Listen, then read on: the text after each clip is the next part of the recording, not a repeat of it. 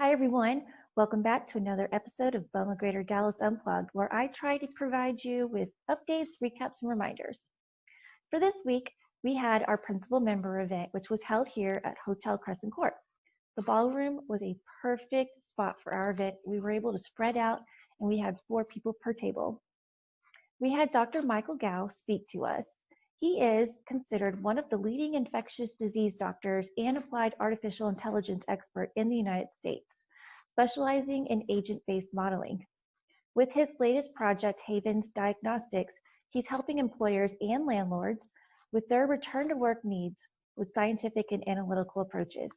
In his presentation, he talked to us about priorities that we should be looking at to make returning back to the office a comfortable one for all. After the event, I sat down with Dr. Gao to recap our event. Here's our conversation. Hi, everyone.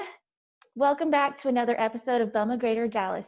And today I have Dr. Gao here with us, and we're going to do a little quick recap. We just had our principal member event over here at the hotel, and I thought it would be a great thing to do to kind of share the information with you guys, a little bit of the information, because really it was very good. And just let you guys know about Havens Diagnostics. So thank you, Dr. Gal, for joining me again after the event. Of course. Thank you for having me. And so, I think just saying that if you didn't show up for this event, I'm so sorry, because it was a very informative event for us, because Dr. Gal provided us with information that we can really know how to communicate to the owners, to our tenants on reentry, and just kind of understanding what is it that we can pinpoint where we should put our priorities at. So Dr. Gal, I really thought, just explaining that about the low risk area, the high risk, that was very informative on that. Yeah, absolutely. So what we talked about is that, of course, I think we all intuitively understand that not all areas and not all activities have the same level of risk. Research does show that coronavirus is mostly spread by airborne, less so by contact. And it does show that droplets and aerosols are generated at something on the order of 30 times more volume when you're speaking or when you're seeing versus if you're just sitting in your chair quietly. And so extrapolating those two facts, what we've seen is that environments in which there's a lot of people and a lot of talking, especially at high volumes, tend to be environments that are high risk. So restaurants and bars are an obvious example. In some counties, up to a third of cases come from restaurants or bars, even though people usually only spend a couple hours a week in that setting.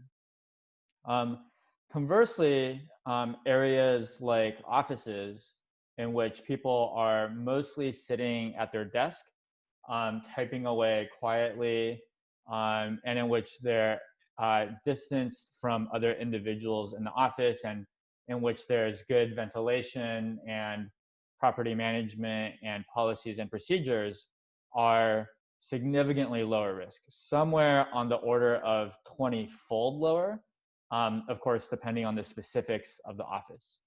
And then other activities like grocery stores are somewhere in between. So a lot of the talk was about, not kind of treating every place outside of your home as the same amount of dangerous, but really feeling more comfortable in some environments and, more cautious in other environments. Well, you've seen kind of walk through our office and see us kind of, we are sitting at our desk or in our office. And then when we are walking around and just in the hallways going to the copier machine, we've got our mask on. Even if I go into Julie's office, I've got my mask on talking with her. So, yeah, I think, the information you gave us, it was just this like I said, priority, because here we are, all this information is being thrown at us, all these questions. And so in the last 6 months, we've just been trying to organize it and disperse it as much as we can to our customers. But I think knowing that we're on the right page, or that we're on the right path, is really what I want to say, is so helpful. I think, I think Bohm International really did help provide us with great information and that too. But I think it's helpful to see that that we are on the right page. Yeah, absolutely. I think your office certainly looked very nice to me from what I saw, and everybody was wearing face masks, and every environment, given the number of people in the world that have the disease today, will have people with COVID, whether they know it or not, walk in. And so the key is, when we talk about an environment's risk, what we're really talking about is the risk of transmission. So, of course, if a person walks in, but they had no risk of transmission, nobody would worry about it. And so it's really, I think, the characteristics that you just spoke about: low density, people mostly working by themselves, especially if they're in a private office, and good behaviors in terms of wearing face masks. All of those serve to keep the risk of transmission low. That was another key takeaway for me, was shifting behaviors to low risk areas. And I think that's what like you said, the companies, are the HR departments, are the ones putting together those policies, and that's what they're telling their employees. That's what we're trying to do. Is and I think every experience has pointed a new lesson for me. If it's putting my mask back on after I eat, even though I'm sitting down at the table when I'm at an event, that's always, I'm like, okay, what else should I have done better? Little things like that, just kind of, it's just our new habits that we're having to come up with, I think, that are really helpful. And obviously not touching your face or eyes. And even I'm like, don't touch your mask so much either, because I just have like a little Yeah. mask that I made myself. So, but it's Oh, very something. nice. Thank Yeah, it you. looks Yeah, nice. thank you so much. So, I wanted to go into shift over to testing, about talking about that. I think we had one of our members bring that up, and I thought it's a good thing to know about. One thing I wanted to bring up was about how there's so many things going on right now. Like, we have one of our billionaires in South Texas that he's invested into a lab that's providing quick results, testing that's easier to get, and then just the material for that testing that costing a little less, so it is affordable. So that, for instance, San Antonio ISD is their first group to be doing this. And so the governor of Texas is watching this, seeing what the results come out to be and Right. how effective it is. Can you talk a little bit more about that to us, testing? Yeah, absolutely. So I think testing absolutely is important, although it's not perfect.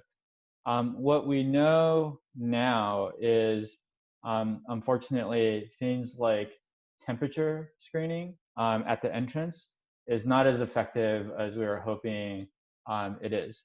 So, I recently asked the temperature screener, who has screened thousands and thousands of people, and she has yet to turn a person away. And the answer is relatively obvious, which is, even if you think back to when you've had a fever in the past, it's not like the fever is 24/7. So you have times where you don't have a fever. And in New York City, of course, when you're walking around in 40-degree weather, even if you have a fever, your forehead temperature is going to be significantly lower, the surface temperature that people kind of measure, with an infrared gun. And so, absolutely, if there is a way to, we've seen this in the military in some experimental situations. If there is a way to test people every day, The tests aren't perfect, so you're going to still turn away some people who didn't really have the disease, or you're still, this is more likely, going to allow some people in who actually do have low levels of the virus. But if you're testing on a daily basis, it's actually pretty effective. I think the question is what is sustainable as a society. And we recently watched the NBA playoffs, who are, of course, in a bubble. And, a lot of players mentioned after the bubble how incredibly difficult it was to stay in a bubble, to get tested over and over again, to not be allowed to see other people. Even though it was very effective, it was also incredibly difficult to adhere to. And if you're an NBA player and going into work and living in the bubble means you make an extra $100 million, I think a lot of people will figure out a way to do it. But I think it would be really challenging for almost any other employer to implement something that strict. Mm-hmm. So hopefully, what is able to be developed is a test that is both accurate and cheap, and also not very invasive. Mm-hmm. If you have to do a needle stick every day, your level of adherence is going to be much lower than if you're just spitting into a tube. Interesting. I think whenever this all started and I took my first test, I realized that it's like that helps me mentally Mm-hmm. to know like, okay, yeah, I'm good. Right. And I think, that's the other part of all of this that I think we're all dealing with too, is just, it's like every little symptom. Oh, I have a runny nose. Oh, is that COVID? And I mean, it's kind of a running joke in our house that I'm like, Bart, I feel a little faintish today. Yeah. I think I have COVID. He's like, okay, we'll see tomorrow. And it's just Yeah, one of those, exactly. that's just what the world we're living in today. And I hate to say it, but yes, I admitted that to everybody. I am that person. But at the same time, I think everyone kind of feels that way. I mean, today, I think, kind of going back to the habits, like, at our event, we had about 35, 40 people, 4 top tables. And after everybody ate, I looked around and everyone had their masks on. I thought that was really great. Yeah. Good habits to see us doing. But I think we all just kind of have to remember to be patient and of other people like that are around us. And because I think everyone's all thinking about keeping everyone safe. And so it's just, I don't know, one of those things that I kind of think about. But, it's like you said, talking about like Studio Marvel, they're spending thousands of money to keep their staff safe too. And you're right. It's like, if your company has the money to do that, then okay, all for it. But at the same time, I think what you guys are doing, and just for those of us that don't have all that money, to show how being educated about it all, I think is the big key here. And if our customers or tenants aren't educated, then that's what we're here for. And I think today's presentation was very on point for us to do that. I think this event had the most questions afterwards. I didn't even have to Yeah. do anything. Make up questions for me. Yes. Yeah. Yeah. So yeah, I think, I don't know if there's anything else that you wanted to mention to our members that are still kind of contemplating on what to do, or Yeah. even have owners that are still questioning the things that we do, like how we're maintaining. Because ultimately, I will say, if the best property management team has always been maintaining their building at a standard that was already Right. workable, Right. to help us through a pandemic in a way. Yeah. I mean, I think that's what BOMA International has always done. We talked about BOMA 360 today, and that's about it talks about best practices. And if you have hit all of these best practices, you received the BOMA Right. 360 designation. And it's a lot of hard work, a lot of hard information just to put together to get that designation. Right. But at the same time, I look at it and I think that really helped us be prepared for anything that should happen, because a lot of it was already happening. Right. So Yeah, absolutely. I think what our research and our models show is, on one hand, it's not true that everybody needs to hide in their rooms or their houses until the pandemic is completely over. But you can have occupancy in the office, but you can't have occupancy in the office for many people doing the same things you did in 2019. And you mentioned about having some symptoms and being cautious rather than just assuming it's allergies or the cold. And what I'll say is there's not a single physician on the planet that can talk to somebody and know with 100% certainty whether that person has COVID or not, just on the basis of talking to them without additional testing to follow up. And so part of the new normal is, it used to be that only when you were really sure that you were really sick and couldn't function at work would you go home. But now it should be kind of flipped, right? It's only when you're sure that you're healthy should you go into work. And if you're not sure, even if it's really mild and you don't need testing, at least just wait a day or two and work from home for those days to really minimize the chance that you're potentially infecting a colleague.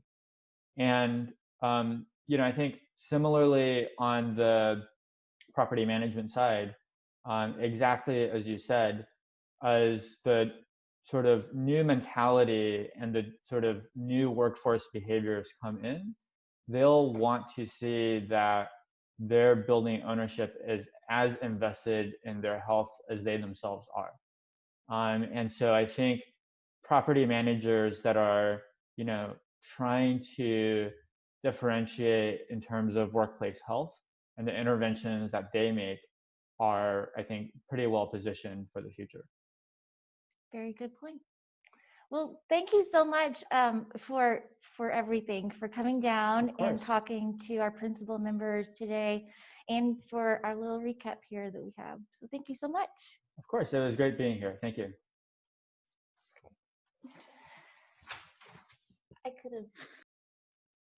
I hope you all enjoyed hearing from Dr. Gao, and I hope you learned something new from him as well. Like I mentioned before in my talk with Dr. Gao, we're living in a slightly different world where we must shift our habitual behaviors and know where our low risks are. Like anything we deal with, we must educate ourselves and help spread the word to everyone else. There's always going to be an event that's going to make us have to change our behaviors, and we've adapted, and we've gotten through it, and we'll do it again. On to our reminders. The toy drive is happening right now. The deadline is December 4th. Make sure you go to BOMADallas.org for the link, because it is a registry, so you don't have to think about what to get. You can find an item on the list and you're all done. Next week, we have our membership luncheon where we'll have Dr. Mark Dotzer. He is a real estate economist, and he's been the chief economist at the Real Estate Center at the Texas A&M University at College Station for 18 years. His presentation, he will be giving us factual information to help us make good investment and business decisions. You don't want to miss out on this one. We are doing in-person and a virtual option as well for this. December 2nd will be the Women's Breakfast at One Galleria Towers, where we'll have a seasoned panel talk to us about how to break through to the next level. Our panelists will be Mary Learston, Managing Principal at Holt Lunsford, Carrie McCampbell, Senior Vice President with Transwestern, and Ryan Rothaker, Vice President, Portfolio Management and Operations for Welltower. And the moderator will be Jacqueline Bird, Senior Portfolio Manager for Link Logistics. Register now because there is a cap at 50 people in person attendees.